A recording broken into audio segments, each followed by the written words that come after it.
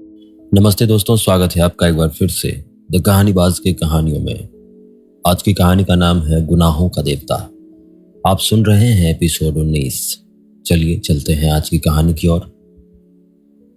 जब उसने कहा गार्ड साहब को बुलाऊं तो बुढ़िया गरज उठी, बस बस चल हुआ से, गार्ड का तौर दामाद लागत है, जौन बुलाइए मोटका कदू। चंदन हंस पड़ा, कम से कम गाड़ी की नवीनता पर। दूसरी बात, गाड़ी उस समय ब्रज क्षेत्र में थी, वहां ये अवधि का सफल वक्ता कौन है। उसने घूम कर देखा, एक बुढ़िया थी, सिर मुड़ाए। उसने नहीं देखा है इसे। कहाँ जाओगी माई? कानपुर जावे। लेकिन ये गाड़ी तो दिल्ली जाएगी। तू बोलियो तुप से, हम ऐसे धमकावे में नाइट ये कानपुर जाइए। उसने हाथ नचा कर चंदर से कहा और फिर जाने क्यों रुक गई और चंदर की ओर देखने लगी। फिर बोली, अरे चंदर बेटवा, कहां से आवत हो तू? ओह बुआ जी हैं। सिर मुड़ा लिया तो पहचान में ही नहीं आती। चंदर ने फौरन उठकर पांव छुए। बुआ जी वृंदावन से आ रही थी। वो बैठ गई, बोली, वो नटिनिया मर गई कि अभिन है? कौन? वो ही बिनती। मरेगी क्यों? भैया सुकुल तो हमार को डुबाई दीहिन, लेकिन जैसे वो हमारी बिटिया के मड़वा तरह से उठाए लिहिन, वैसे भगवान चाहे तो उन्हों की लड़की से समझी। चंदर कुछ नहीं बोला। थोड़ी देर बाद खुद बड़बड़ाती हुई बुआ जी बोली, अब हमें क्या करे को है? हम सब मोह माया त्याग दिया, लेकिन हमारे त्याग में कुछ समर्थ है तो सुकुल को बदला मिली है। कानपुर की गाड़ी आई तो चंदर खुद उन्हें बिठा लाया। विचित्र थी बुआ जी, बेचारी कभी समझ ही नहीं पाई कि विनती को उठाकर डॉक्टर साहब ने उपकार किया या अपकार। और मजा तो ये है कि एक ही वाक्य के पूर्वार्ध में माया मोह से विरक्ति की घोषणा और उत्तरार्ध में दुर्वासा का शाप। हिंदुस्तान के सिवाय से नमूने कहीं भी मिलने मुश्किल है। इतने में चंदर की गाड़ी ने सीटी दी, वो भागा। बुआ जी ने चंदर का ख्याल छोड़कर अपने बगल के मुसाफिर से लड़ना शुरू कर दिया। वो दिल्ली पहुंचा। 2-3 साल पहले भी वो दिल्ली आया था, लेकिन अब दिल्ली स्टेशन की चहल पहल ही दूसरी थी। गाड़ी घंटा भर लेट थी, 9 बज चुके थे। अगर मोटर ना मिली तो भी इतनी मशहूर सड़क पर डॉक्टर साहब का बंगला था कि चंदर की को विशेष दिक्कत ना होती। लेकिन ज्यों ही वो प्लेटफॉर्म से बाहर निकला तो उसने देखा कि जहां मकरी की बड़ी सर्च लाइट लगी है, ठीक उसी के नीचे स्लेटी रंग की शानदार कार खड़ी थी, जिसके आगे पीछे क्राउन लगा था और सामने तिरंगा। आगे लाल वर्दी पहने एक खानसामा बैठा था और पीछे एक सिख ड्राइवर खड़ा था। चंदर का सूट चाहे जितना अच्छा हो, लेकिन इस शान के लायक तो नहीं ही था। फिर भी वो बड़े रौब से गया और ड्राइवर से बोला, ये किसकी मोटर है? सरकारी गड्डी है जी। सिख ने अपनी प्रतिभा का परिचय दिया। क्या ये डॉक्टर शुक्ला ने भेजी है? जी हाँ हुजूर। एकदम उसका स्वर बदल गया। आप ही उनके लड़के हैं चंदर बहादुर साहब? उसने उतरकर सलाम किया। दरवाजा खोला, चंदर बैठ गया। कुली को एक अटैची के लिए एक अठन्नी दी, मोटर उड़ चली। चंदर बहुत उदार विचारों का था, लेकिन आज तक वो डॉक्टर साहब की 19वीं सदी वाली पुरानी कार पर ही चढ़ा था। इस राजमुकुट और राष्ट्रीय ध्वज से सुशोभित मोटर पर खानसामे के साथ चढ़ने का उसका पहला ही मौका था। उसे लगा जैसे इस समय तिरंगे का गौरव और महान ब्रिटिश साम्राज्य के इस क्राउन का शासन दंभ उसके मन को उड़ाए लिए जा रहा है। चंदर तनकर बैठ गया, लेकिन थोड़ी देर बाद स्वयं उसे अपने मन पर हंसी आ गई। फिर वो सोचने लगा कि जिन लोगों के हाथ में आज शासन सत्ता है, मोटरों और खानसामों ने उनके हृदयों को इस तरह बदल दिया है, वे भी तो बेचारे आदमी हैं। इतने दिनों से प्रभुता के प्यासे, बेकार हम लोग उन्हें गाली देते हैं। फिर चंदर उन लोगों का ख्याल करके हंस पड़ा। दिल्ली में इलाहाबाद की अपेक्षा कम गर्मी थी। कार एक बंगले की अंदर मुड़ी और पोर्टिको में रुक गई। बंगला नए सादे अमेरिकन ढंग का बना हुआ था। खानसामे ने उतरकर दरवाजा खोला। चंदर उतर पड़ा। ड्राइवर ने हॉर्न दिया, दरवाजा खुला और बिनती निकली। उसका मुंह सूखा हुआ था, बाल अस्त व्यस्त थे और आंखें जैसे रो रो कर सूज गई थी। चंदर का दिल धक से हो गया। रह रह कर राह भर के सुनहरे सपने टूट गए। क्या बात है बिनती, अच्छी तो हो? चंदर ने पूछा। आओ चंदर, बिंती ने कहा और अंदर जाते ही दरवाजा बंद कर लिया और चंदर की बाह पकड़कर सिसक कर रो पड़ी। चंदर घबरा गया।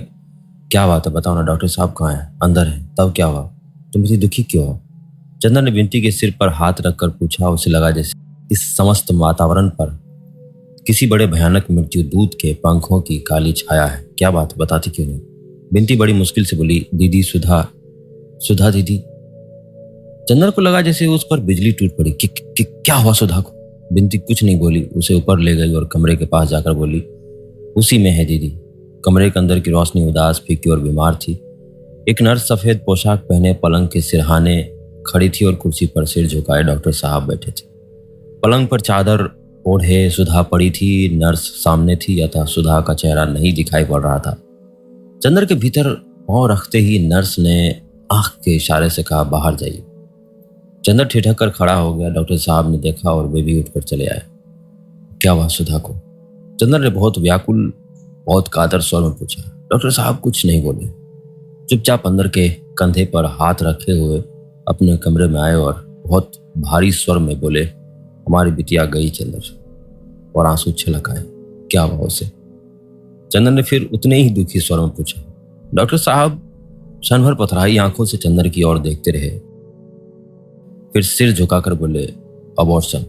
थोड़ी देर बाद सिर उठाकर व्याकुल की तरह चंदर का कंधा पकड़कर बोले, चंदर किसी तरह बचाओ सुधा को। क्या करे, कुछ समझ में नहीं आता।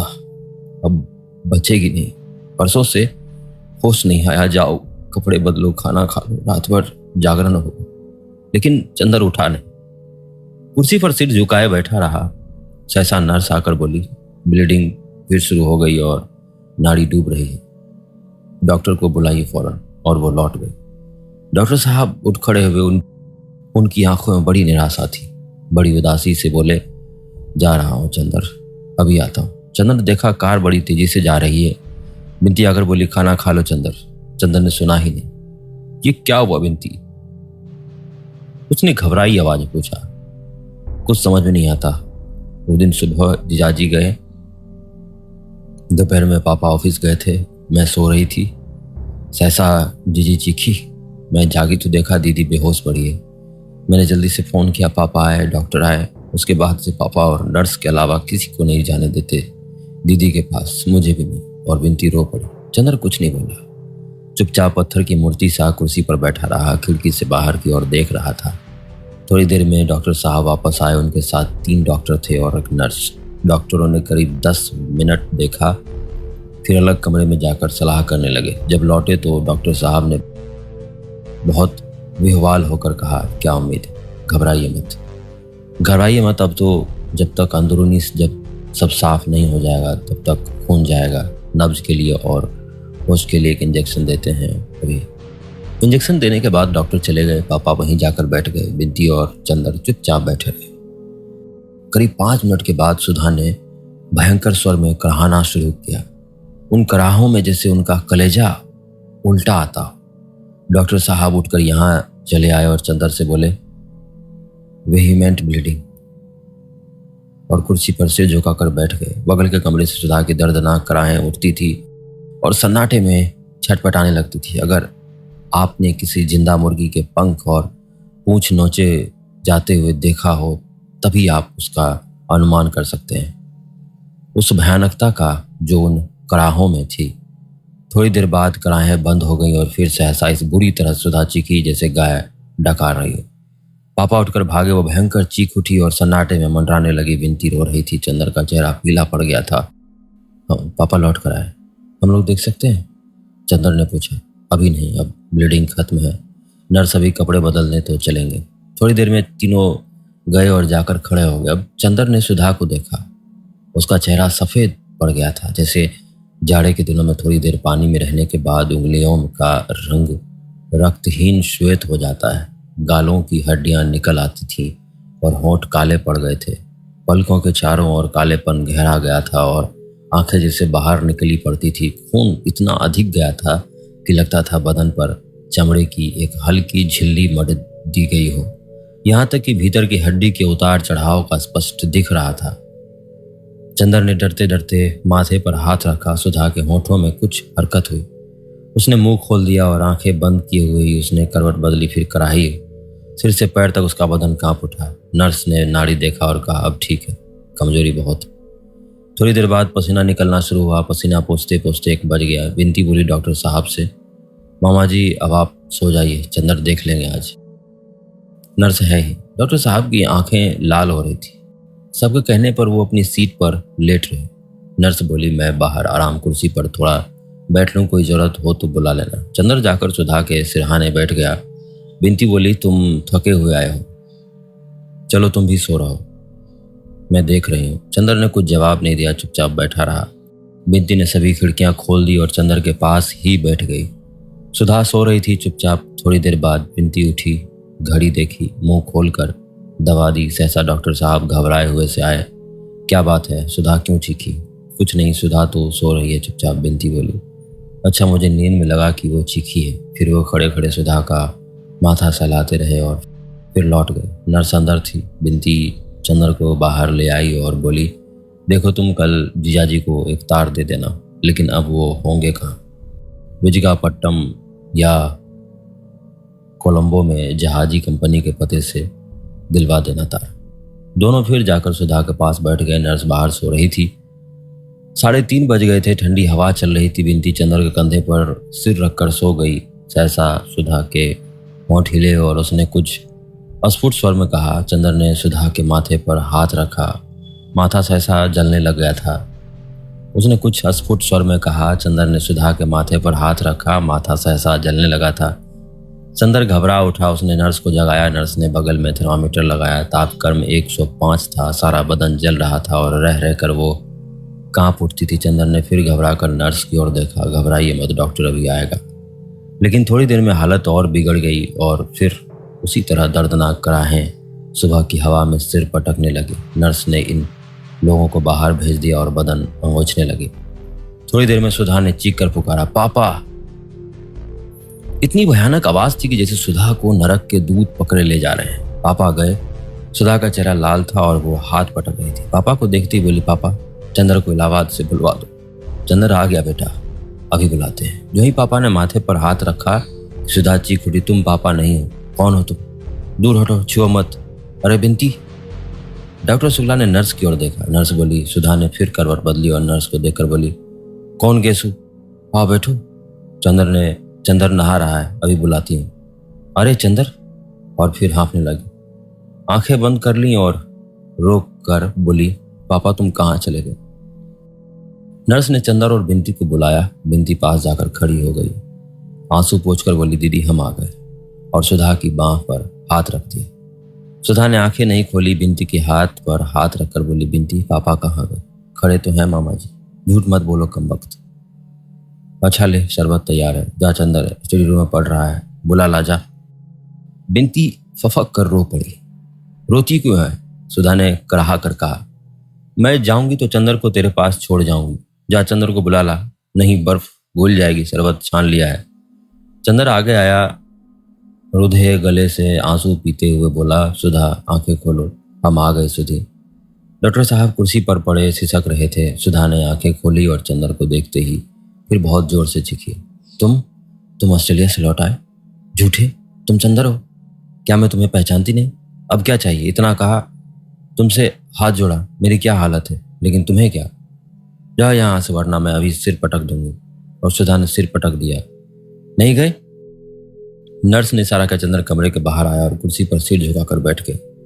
सुधा ने आंखें खोली और फटी फटी आंखों से चारों ओर देखने लगी। फिर नर्स से बोली, गेसु तुम बहुत बहादुर हो, तुमने अपने को बेचा नहीं, अपने पैर पर खड़ी हो, किसी के आश्रय में नहीं, कोई खाना कपड़ा देकर तुम्हें खरीद नहीं सकता। गेसु, बिनती कहाँ गई?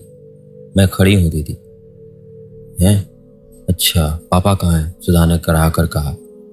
डॉक्टर साहब उठकर आ गए।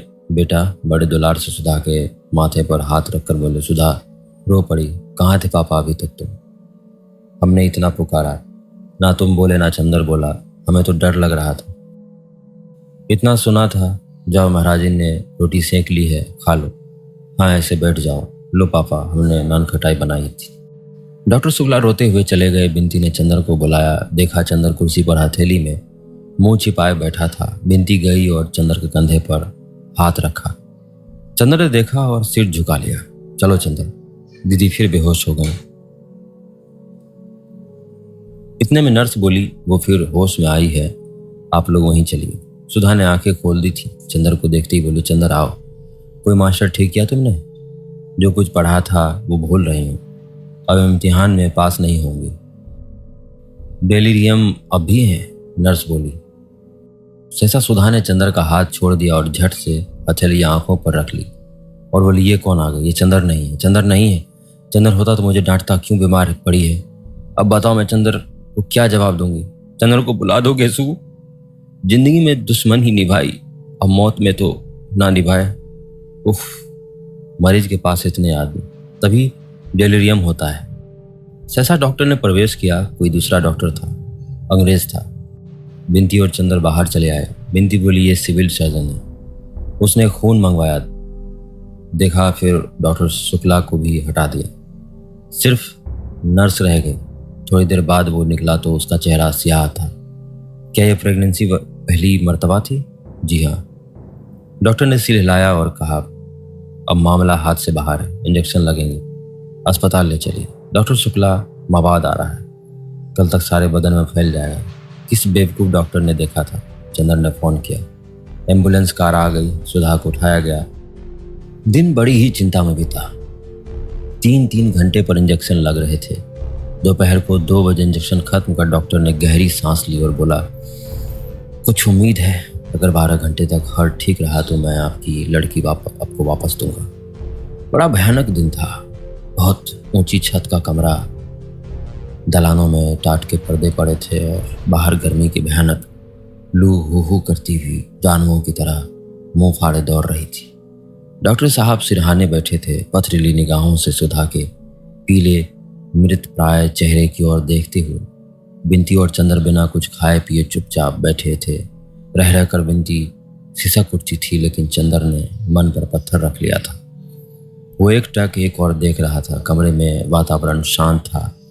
रह रहकर बिनती की सिसकियां, पापा की निश्वासें तथा घड़ी की निरंतर टिक टिक सुनाई पड़ रही थी। चंद्र का हाथ बिनती की गोद में था। एक मूक संवेदना ने बिनती को संभाल रखा था। चंद्र कभी बिनती की ओर देखता, कभी घड़ी की ओर, सुधा की ओर नहीं देख पाता था। दुख अपनी पूरी चोट करने के वक्त अक्सर आदमी की आत्मा और मन को क्लोरोफॉर्म सुंघा देता है। चंद्र कुछ भी सोच नहीं पा रहा था। संज्ञाहत, नीरव, निश्चेष्ट। घड़ी की सुई अविराम गति से चल रही थी। सर्जन कई दफे आए, नर्स ने आकर टेम्परेचर लिया।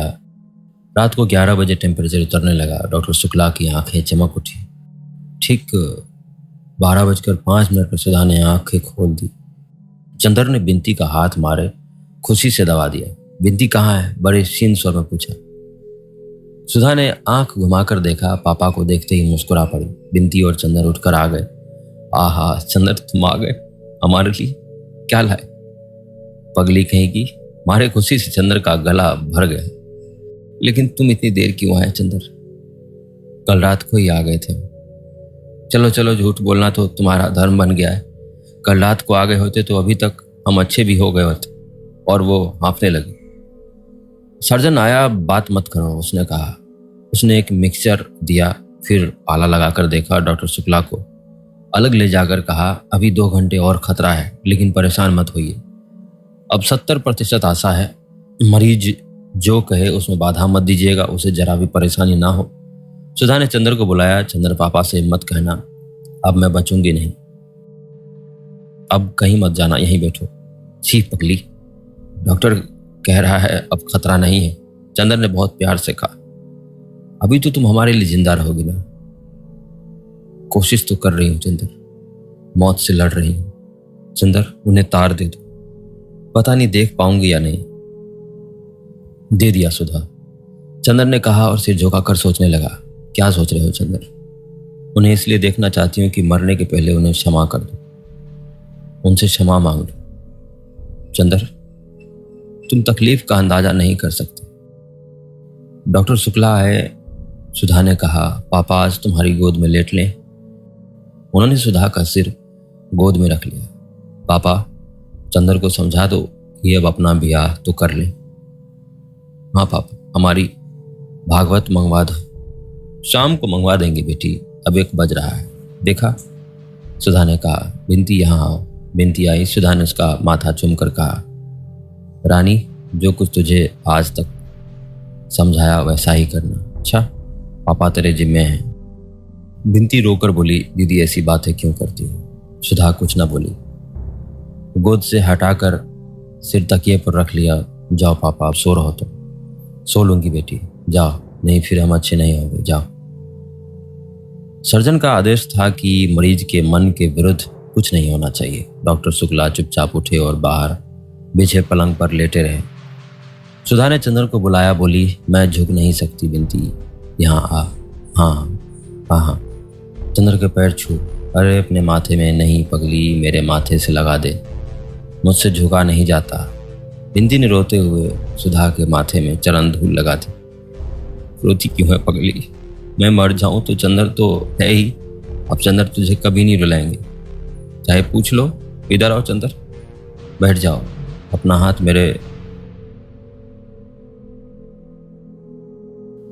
मेरे होंठों पर रख दो। ऐसे अगर मैं मर जाऊं तो रोना मत।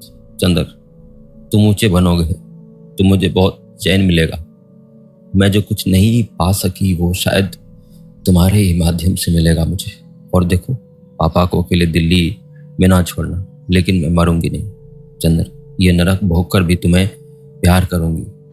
मैं मरना नहीं चाहती, जाने फिर कभी तुम मिलो या ना मिलो। चंदर, उफ, कितनी तकलीफ है चंदर, हम लोगों ने कभी ऐसा नहीं सोचा था।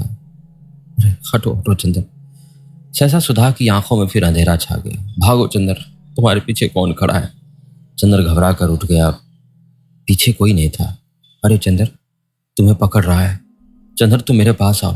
सुधा ने चंदर का हाथ पकड़ लिया। बिंती भागकर डॉक्टर साहब को बुलाने गई। नर्स भी भाग कर आई। सुधा चीख रही थी, तुम कौन हो? चंदर को नहीं ले जा सकते। मैं चल तो रही हूँ। चंदर, मैं जाती हूँ, इसके साथ घबराना मत, मैं अभी आती हूँ। तुम तब तक चाय पी लो। नहीं, मैं तुम्हें उस नरक में नहीं जाने दूंगी, मैं तो जा रही हूँ। बिंती, मेरी चप्पल ले आ। अरे पापा कहाँ है? पापा। और सुधा का सिर चंदर की बाह पर लुढ़क गया। बिंती को नर्स ने संभाला और डॉक्टर शुक्ला पागल की तरह सर्जन के बंगले की ओर दौड़े।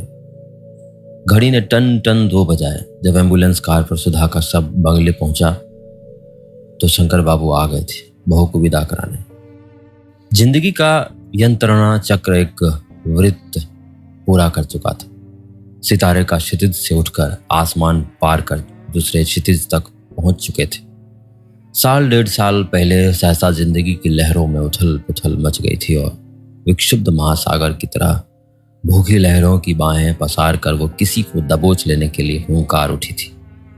अपनी भयानक लहरों के सिकंजे में सभी को झकझोर कर, सभी के विश्वासों और भावनाओं को चकनाचूर कर अंत में सबसे प्यारे, सबसे मासूम और सबसे सुकुमार व्यक्तित्व को निगल कर अब धरातल शांत हो गया। तूफान थम गया था। बादल खुल गए थे और सितारे फिर आसमान के घोंसलों से भयभीत विहीन शावकों की तरह झांक रहे थे। डॉक्टर शुक्ला छुट्टी लेकर प्रयाग चले आए थे। उन्होंने पूजा पाठ छोड़ दिया था। उन्हें कभी किसी ने गाते हुए नहीं सुना था।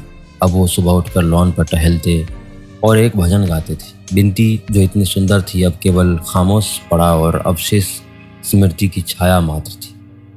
चंदर शांत था, पत्थर हो गया था, लेकिन उसके माथे का तेज बुझ गया था और वो बूढ़ा सा लगने लगा था। और ये सब केवल 15 दिनों में। जेठ दशहरे के दिन डॉक्टर साहब बोले, चंदर आज जाओ, उसके फूल छोड़ाओ, लेकिन देखो शाम को जाना जब वहाँ भीड़ भाड़ ना हो। अच्छा। और चुपचाप टहल कर गुनगुनाने लगे। शाम को चंदर चला तो बिंती भी चुपचाप साथ हो ली। ना बिंती ने आग्रह किया, ना चंदर ने स्वीकृति दी। दोनों खामोश चल दिए। कार पर चंदर ने बिंती की गोद में गठरी रख दी। त्रिवेणी पर कार रुक गई। हल्की चांदनी मैले कफन की तरह लहरों की लाश पर पड़ी हुई थी। दिन भर कमाकर मल्हा थक कर सो रहे थे। एक बूढ़ा बैठा चिलम पी रहा था। चुपचाप उसकी नाव पर चंदर बैठ गया। बिंती उसकी बगल में बैठ गई। दोनों खामोश थे। सिर्फ पतवारों की छप छप सुन पड़ती थी। मल्हा ने तख्त के पास नाव बांध दी और बोला, नहा ले बाबू। वो समझता था बाबू सिर्फ घूमने आए हैं। जाओ। वो दूर तख्तों की कतार के उस छोर पर जाकर खो गया। फिर दूर दूर तक फैला संगम और सन्नाटा। चंदर सिर झुकाए बैठा रहा। बिंदी सिर झुकाए बैठी रही। थोड़ी देर बाद बिंदी सिसक पड़ी। चंदर ने सिर उठाया और फौलादी हाथों से बिंदी का कंधा झकझोर कर बोला, बिंदी यदि रोई तो यही फेंक देंगे उठाकर, कमबख्त अभागी। बिंदी चुप हो गई। चंदर चुपचाप बैठा तख्त के नीचे से गुजरती हुई लहरों को देखता रहा। थोड़ी देर बाद उसने गठरी खोली, फिर रुक गया। शायद फेंकने का साहस नहीं हो रहा था। बिंती ने पीछे से आकर एक मुट्ठी राख उठा ली और अपने आंचल में बांधने लगी। चंदर ने चुपचाप उसकी ओर देखा, फिर झपट कर उसने बिंती का आंचल पकड़कर राख छीन ली और गुर्राता हुआ बोला, बदतमीज कहीं की, राख ले जाएगी अभागी। और झट से कपड़े सहित राख फेंक दी और अग्निय दृष्टि से बिंती की ओर देखकर फिर सिर झुका लिया। लहरों में राख एक जहरीले पनियाले सांप की तरह लहराती हुई चली जा रही थी। बिंती चुपचाप सिसक रही थी। नहीं चुप होगी? चंदर ने पागलों की तरह बिंती को ढकेल दिया। बिंती ने बांस पकड़ लिया और चीख पड़ी। चीख से चंदर जैसे होश में आ गया। थोड़ी देर चुपचाप रहा, फिर झुककर अंजलि में पानी लेकर मुंह धोया और बिंती के आंचल से पोंछकर बहुत मधुर स्वर में बोला, बिंती रो मत, मेरी समझ में नहीं आता कुछ भी, रो मत। चंदर का गला भराया और आंख में आंसू छलक आए। चुप हो जाओ रानी, मैं अब इस तरह कभी नहीं करूँगा, उठो, और हम दोनों को निभाना है बिंती। चंदर ने तख्त पर छिना झपटी में बिखरी हुई राख चुटकी में उठाई और बिंती की मांग में भरकर मांग चुन ली। उसके होंठ राख में सन गए। सितारे टूट चुके थे। तूफान खत्म हो चुका था। नाव किनारे पर आकर लग गई थी। मल्हा को चुपचाप रुपये देकर बिंती का हाथ थामकर चंदर ठोस धरती पर उतर पड़ा। मुर्दा चांदनी में दोनों छाएं मिलती जुलती हुई चलती। गंगा के लहरों में बहता हुआ राख का सांप टूट फूट कर बिखर चुका था और नदी फिर उसी तरह बहने लगी थी जैसे कभी कुछ हुआ ही ना हो। अंकित का कमेंट आया था कि नेक्स्ट पार्ट फाइनल होगा। जी हाँ अंकित, ये पार्ट फाइनल हो चुका है और गुनाहों का देवता यहीं ख़त्म होता है। आप लोगों का बेहद शुक्रिया इस नॉवेल को इतना सारा प्यार देने के लिए। धन्यवाद।